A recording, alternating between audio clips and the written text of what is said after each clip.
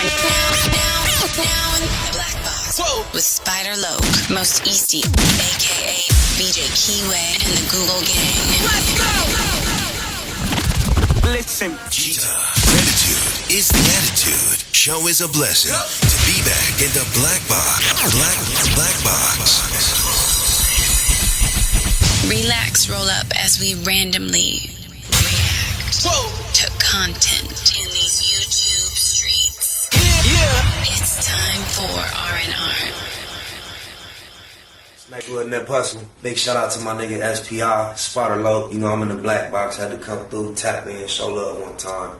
Yeah, y'all make sure y'all subscribe. Stay tuned. All that. Still sliding the 7 C's. The constant, consistent, continuous content creation campaign continues. We got some more Gene Deal, man. Looks like he did a pretty interesting interview over there on the Art of Dialogue channel, man. If y'all want to get the full whole thing, go over there and check him out, definitely. But 2 of the clips caught my eye. We already did one. Here comes the next one, man. Gene Deal expresses Cassie's secret love for Tupac and how Diddy felt about it. It's crazy because when you hear about Cassie, you think about Cassie, I didn't imagine Diddy and Cassie went back to the Tupac era, but I guess it does. So with no further ado, let's see what Gene Deal says Cassie, Diddy, and Tupac have been up to.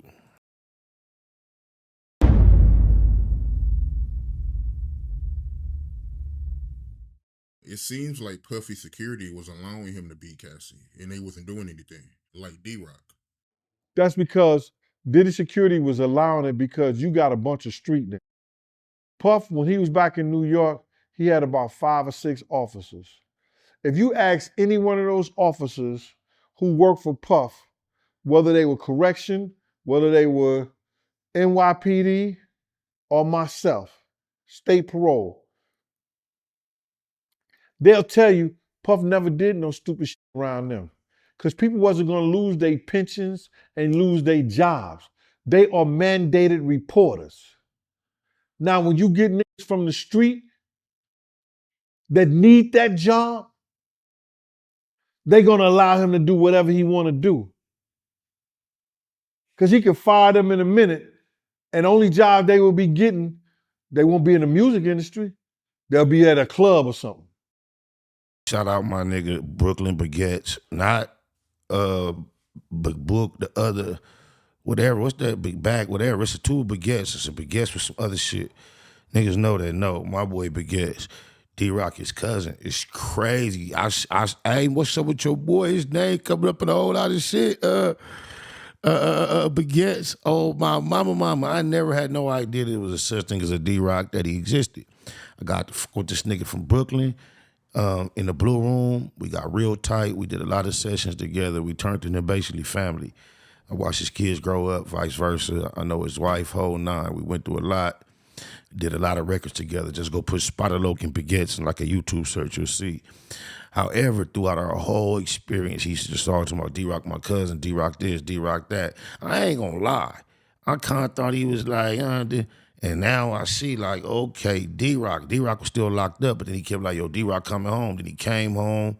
I used to ask him, is he back in position over there with Wooty Woo? He was like, yeah, son, whatever. Woo. Shout out Baguettes. That's crazy. So I'm telling you this to say this, man, that because he had dudes from the streets, Paul, D-Rock, Roger Barnes, it's only so much they're going to do when he doing crazy shit to people. They're not going to grab him up and say, man, what the fuck is you doing? I ain't losing my job over this bullshit. Chill the fuck out. They're not going to do that because they depend on that. That's their source of income. That's their livelihood. He holds them in the palm of the hand. Puff them asked me, yo, Jim. In the streets, it's an unwritten rule 99.9997% of the time. If a dude is dealing with his woman, people don't get involved.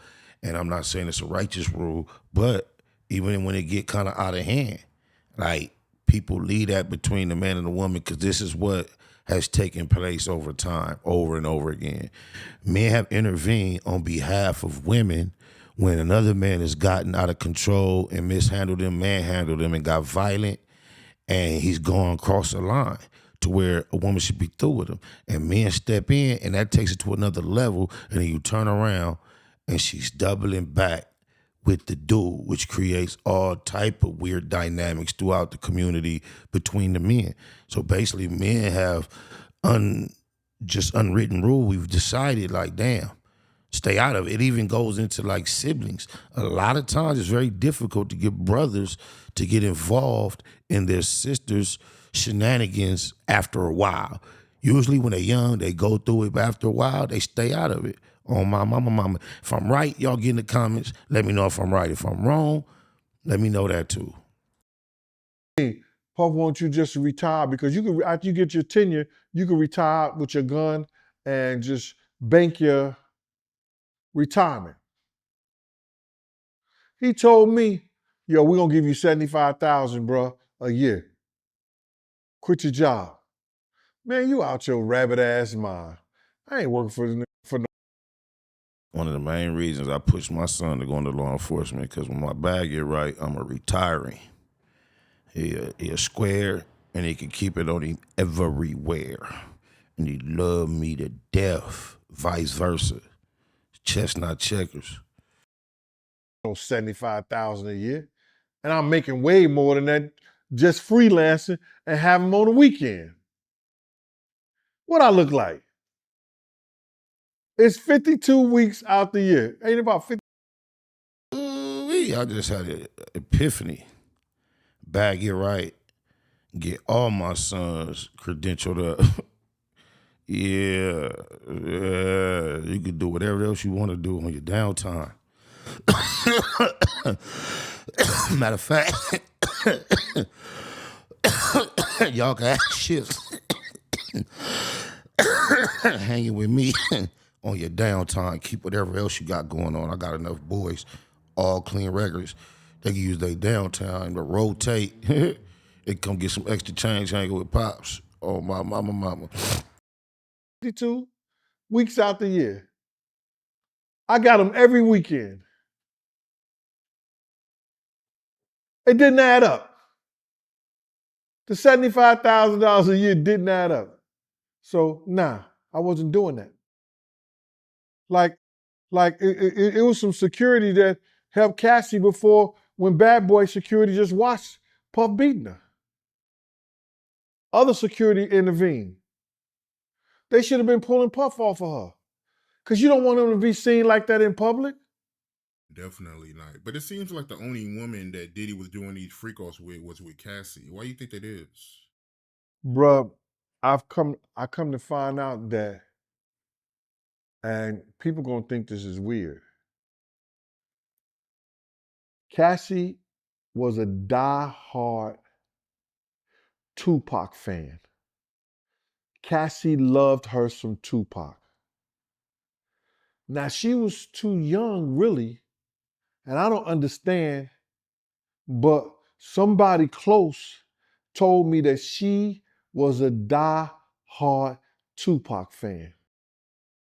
Okay, that make more sense. He mean from a fan's perspective, not, okay, y'all heard what I said earlier, but that make more sense. We gonna let him keep cooking.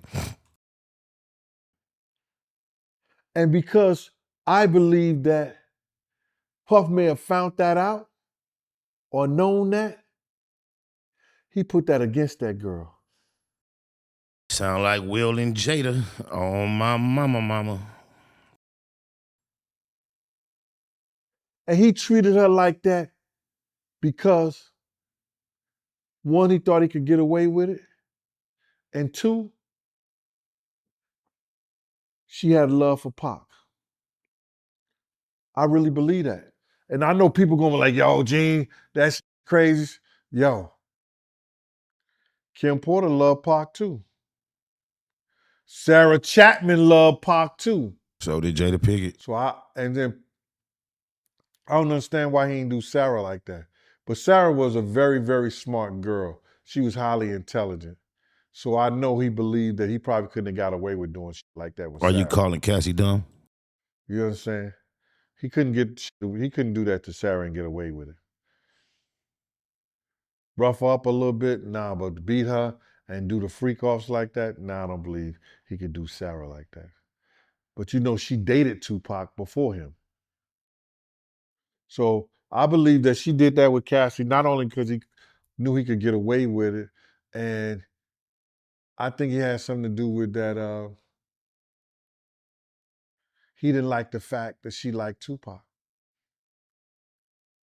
And that's crazy. It's crazy he didn't believe that, even think that. But that was brought to my attention. Because you know, and everybody know, and in Kirk Burrow's lawsuit, he states how obsessed Puff was with Tupac. Taking people budgets and buying shirts and Versace shirts that Tupac had on. Every girl, every woman that he dated, he was trying to date or did date. At his Grammy speech, said the same words that Tupac had said out of his mouth before. And I just believe his obsession, and he was probably just as obsessed with Pac, probably more than as much as Cassie liked him. His obsession with Pac. Want them to love me like they love Pac. I ain't nothing like you fucking rap niggas. Man, y'all seen that clip going around with Nipsey, Diddy, and Lauren London. We done seen it a million times since Nippy passed, but now they got it cut up to a small short, and it's making it seem like, and I don't know if this is editing or if this is the actual emotion in the room. I think I might do a reaction to this separate, but it's like Nipsey playing, I think it's Blue Laces, and the whole room is like celebrating, and Nipsey clapping, and like Puff tried to tell Nipsey stop clapping, and Nipsey tell him like, nigga, I'm gonna clap all day. And then Lauren, like, she tried to exaggerate her clap to support Nipsey. It's another female right there. And then Nipsey, I mean, that nigga Puffy turn around and look at Lauren like, you could tell he like unsettled, he get uncomfortable. And then he like look at Lauren like, hey, I crack you up, huh, Lauren, huh? And he just had this weird ass, awkward, out of place, main character syndrome, weenie, weirdo, incompetent look in his face, bro. Have you seen the clip? Let me know in the comments. And knowing that she loved Pac, even though she was too young to even know. But she had a love for his music. That sound like Willow Smith. Just like a lot of people that's young now today, got a love for Pac and big music, and they wasn't even around at the time, at the height of their music, at the height of their careers. That's what a superstar is, Lefty Gunplay. I believe they hated Pac that much to take it out on that little girl. And that sound crazy. It even sound crazy me saying it.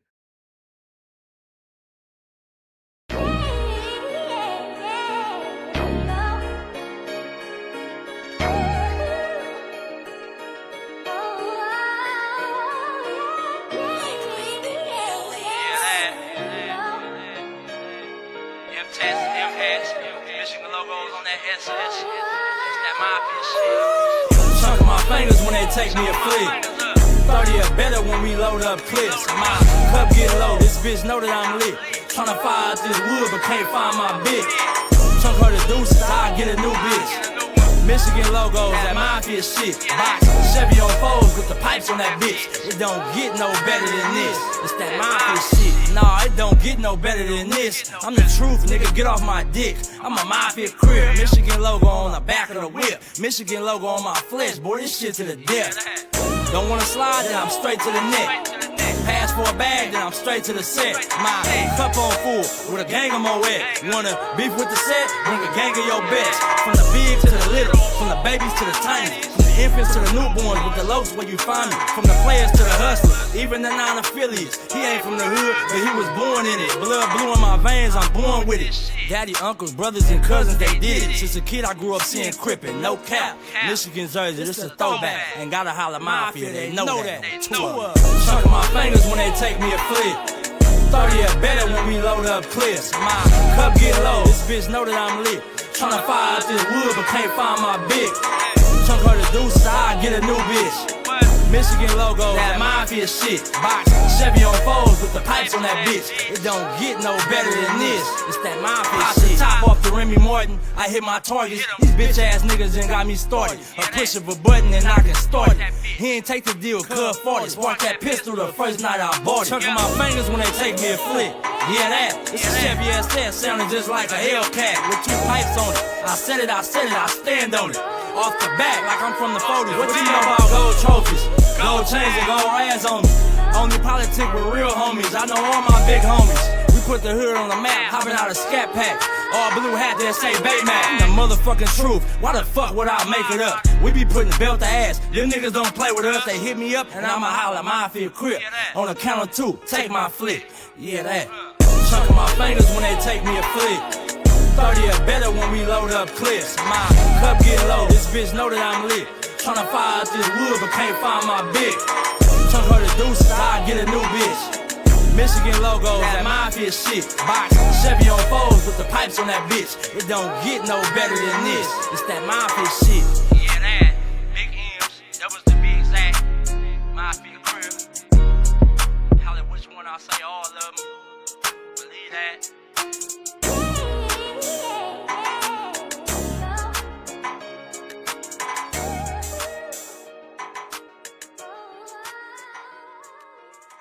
Nigga in that hustle. Big shout out to my nigga SPI, Spotter Low. You know I'm in the black box, had to come through, tap in, show love one time. Yeah, y'all make sure y'all subscribe. Stay tuned, all that. It's the homie cook-up boss, goddammit, Cub Low. And y'all tuning in to the Wake and Bake Show with goddammit the homeboy Spider Low. Here with SPI, the realest nigga in LA. Spider this bitch. My nigga Spider Low. Spider Low, nigga. Spider Low. It's Spider Low. Spider Low. Spider Low. Spider Low. So Spider looks at me because we go back to the juvenile side of the county. What the fuck? My nigga. Spider Low. Spider Low. Shout out to SPI, that motherfucking nigga. Spider Low, Wake and Bake. Better keep it Google, nigga. Loke is in LA somewhere doing what he's doing. In the words of Spider Loke on my mama's mama. Spider Loke's gear. This is Bay Mac. Nate Blood, C-Mac. Shout out my Loke, Spider Loke, huh? Nate Blood on hood. It's a beautiful world. You fight me? Fight, cred.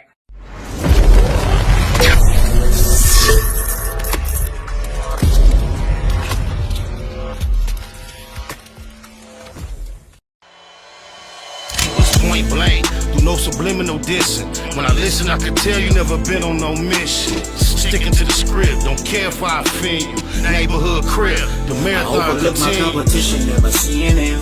I done trained my mind that I'm going. You could tell by how I walk, talk, I'm a boss. A east side millionaire, homie, what you thought? My life is a movie. They can't get close to me. They mad cause they can't be. I'm everything that they wanna be, yeah. You are now in the black box. Whoa. With Spider Loke, Most Easty, aka BJ Keyway, and the Google Gang. Let's go!